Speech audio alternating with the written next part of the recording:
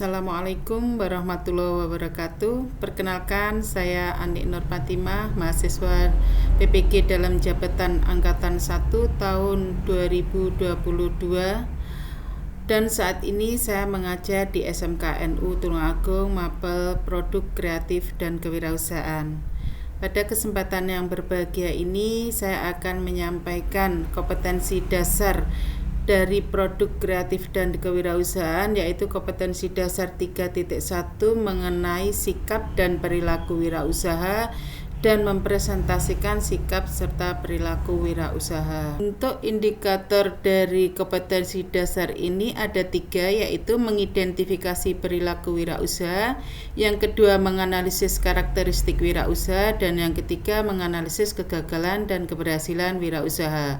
Sedangkan untuk indikator keterampilannya, yang pertama mempraktekkan berwirausaha sesuai dengan kondisi lingkungan, dan yang kedua mengendalikan kegagalan dan keberhasilan dalam melakukan sebuah usaha.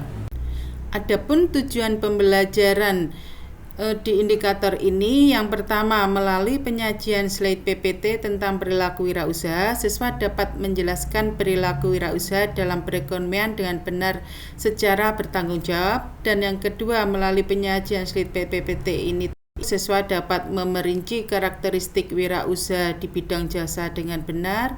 Melalui kajian literatur, siswa dapat memerinci karakteristik wirausaha di bidang produk dengan benar.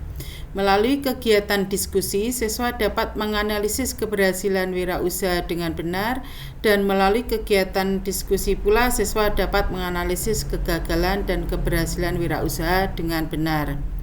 Sedangkan untuk tujuan keterampilannya, melalui kegiatan observasi, siswa dapat membuat usaha dengan kondisi lingkungan sekitar dengan benar. Melalui kajian literatur pula, siswa dapat mengendalikan kegagalan dan keberhasilan dalam melakukan usaha dengan benar. Sedangkan materi yang akan kita pelajari di kompetensi dasar ini ada 3. Yang pertama pengertian dan ruang lingkup kewirausahaan, yang kedua karakteristik wirausaha, dan yang ketiga kegagalan dan keberhasilan wirausaha. Oke, kita mulai dari yang pertama, yaitu pengertian dan ruang lingkup kewirausahaan. Pengertian kewirausahaan. Arti kewirausahaan itu tersendiri dibagi menjadi 2, yaitu wira artinya mandiri, usaha artinya sebuah kegiatan dengan mengerahkan tenaga dan pikiran untuk mencapai suatu maksud. Jadi di sini pengertian dari kewirausahaan itu adalah proses mendirikan dan menjalankan bisnisnya sendiri. Kenapa di sini dikatakan menjalankan bisnisnya sendiri? Karena yang dikatakan sebagai seorang wirausaha itu adalah mereka yang mempunyai usaha atau mereka yang jadi bos dalam usahanya sendiri. Dengan membuka usahanya sendiri di sini berarti kita menjalankan bisnis kita sendiri.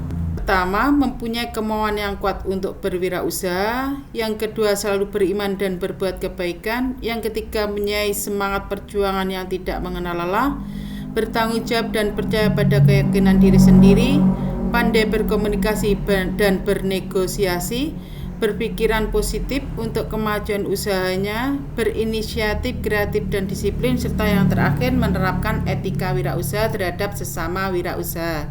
Itu ciri-ciri dari kewirausahaan yang harus dimiliki oleh seorang pengusaha agar usahanya bisa berjalan sesuai dengan yang diharapkan. Untuk menjadi seorang wirausahawan yang handal, kita harus memenuhi beberapa syarat. Yang pertama, mampu berorganisasi. Yang kedua, aktif, ulet, penuh inisiatif dan berani melakukan perubahan atau inovasi. Dan yang ketiga, tidak ragu-ragu dalam mengambil keputusan dan bertanggung jawab dalam risiko apapun. Sedangkan yang keempat, pandai bergaul dalam segala lapisan masyarakat. Dan yang kelima, memiliki kemampuan bekerja yang baik sehingga menjadi contoh dari bawahannya. Kelima syarat tersebut harus dipenuhi oleh seorang wirausaha agar usaha yang dijalankannya sesuai dengan apa yang diharapkannya. Seorang wirausaha punya fungsi dan peran di dalam pengembangan perekonomian suatu bangsa. Sedangkan fungsi kewirausahaan ini ada 4. Yang pertama, mengusahakan inovasi-inovasi baru. Maksudnya seorang wirausaha itu harus mengadakan sebuah perubahan-perubahan baru terhadap produknya. Yang kedua, membuka pasaran baru, maksudnya setelah ia melakukan perubahan atau inovasi, dia siap membuka pasar atau memasarkan hasil produksinya. Yang ketiga, memasuki usaha baru yang belum pernah dicoba oleh orang lain, yaitu dari hasil inovasi yang diciptakan, maka dia dapat memulai usaha baru yang orang lain belum berpikir ke arah itu. Dan yang keempat, memulai produksi jenis barang atau jasa baru, maksudnya dari inovasi-inovasi yang dicetuskan tadi, dimulailah membuat sebuah produk baru. Sedangkan peranan dari kewirausahaan itu ada 4 juga. Yang pertama, wirausaha berusaha mengurangi pengangguran, wirausaha berusaha mengurangi ketegangan sosial, dan yang ketiga, wirausaha berusaha meningkatkan taraf hidup anggota masyarakat di lingkungannya, dan yang keempat, wirausaha berusaha memajukan perekonomian bangsa dan negara. Nah, dari keempat peranan wirausaha ini dapat diambil kesimpulan bahwasanya dengan dibukanya sebuah usaha baru otomatis akan menjaring atau membuka lapangan pekerjaan baru, sehingga dengan membukanya lapangan pekerjaan baru dapat mengurangi pengangguran di suatu negara. Dengan adanya lapangan usaha baru itu, tentunya masyarakat yang menjadi karyawan dalam sebuah perusahaan itu akan mendapatkan sebuah penghasilan. Dengan adanya penghasilan ini, maka mengurangi ketegangan sosial yang diakibatkan dari banyaknya pengangguran. Dan yang ketiga, berusaha meningkatkan taraf hidup masyarakat di lingkungannya. Artinya, dengan masyarakat yang berada di lingkungan sekitar usaha itu dijadikan seorang pegawai atau karyawan di dalam usahanya, maka dapat meningkatkan taraf hidup bagi masyarakat tersebut dengan mendapatkan penghasilan, sehingga dengan bertambahnya penghasilan itu dapat memajukan perekonomian bangsa dan negara. Untuk indikator yang kedua, yaitu karakteristik wirausaha. Untuk karakteristik wirausaha ini ada 4 bagian untuk memahami karakteristik wirausaha, dan keberhasilannya di bidang bisnis selalu berkaitan dengan hal-hal sebagai berikut. Yang pertama, kerja keras dan disiplin. Yang kedua, mandiri dan realistis.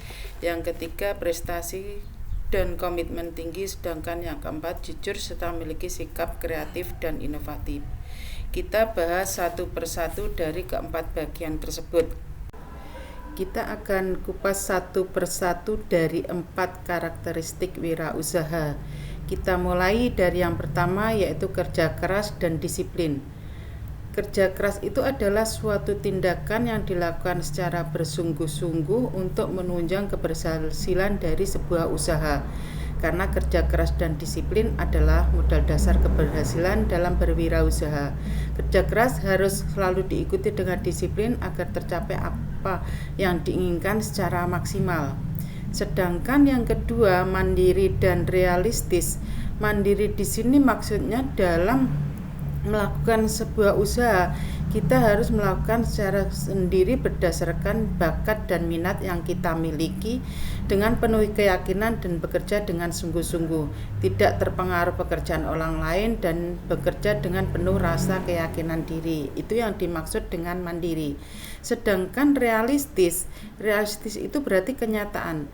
Ini maksudnya kita harus bisa menerima kenyataan dari usaha yang kita lakukan. Kita tahu bahwa dalam setiap usaha itu ada jatuh bangunnya. Kalaupun kita berada dalam posisi yang sedang terpuruk, maka kita harus menyikapi hal tersebut secara positif. Artinya kita harus bisa melakukan penelitian lagi, kita harus bisa melakukan observasi lagi apa yang menjadi penyebab dari sebuah kegagalan. Sehingga dengan kita melakukan penyelidikan atau mengevaluasi dari mana segi kegagalan itu, maka kita akan menemukan, oh ternyata di titik inilah kita mengalami kegagalan. Sehingga dengan ditemukannya sebuah penemuan dari penyebab kegagalan itu, kita dapat mengambil hikmahnya untuk menjadikan sebuah perubahan lagi atau inovasi baru yang bisa menunjang dari keberhasilan dalam usaha kita. Wirausaha harus memiliki kemampuan untuk menggunakan sumber daya yang dimiliki orang lain baik keahliannya, ide-idenya, bakat-bakatnya, ataupun keterampilannya, serta sumber daya lain yang ada. Menunjukkan komitmen tinggi bukan berarti semata-mata menjual ide, akan tetapi berkaitan dengan faktor-faktor pendukung yang benar-benar memanfaatkan komitmen tinggi tersebut.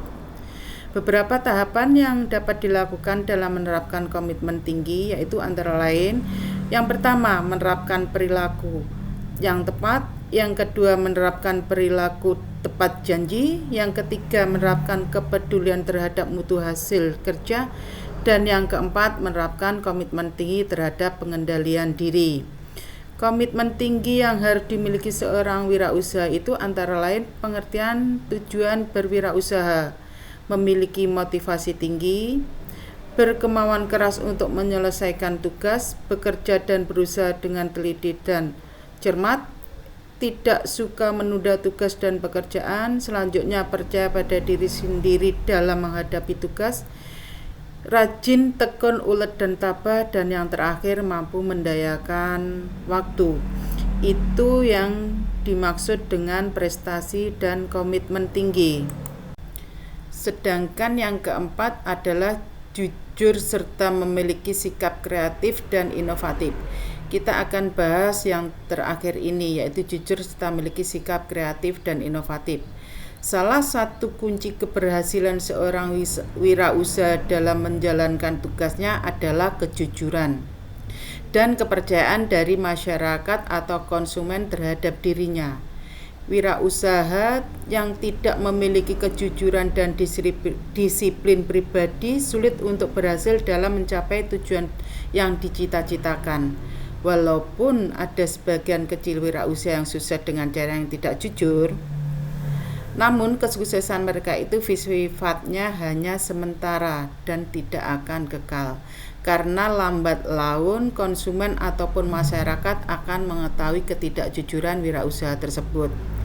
Akibat ketidakjujuran wirausaha akan menerima risiko antara lain kehilangan kepercayaan terhadap konsumen, perasaan rendah diri dan malu, mudah tersinggung, marah atau emosi tinggi, cepat iri dan dengki, serta kehilangan mitra bisnis, bahkan dapat menghancurkan usahanya.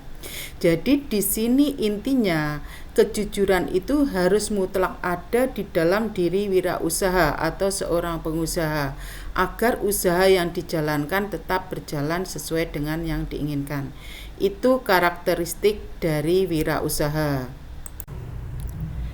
Untuk indikator yang ketiga ini kita akan membahas mengenai kegagalan dan keberhasilan dari seorang wirausaha.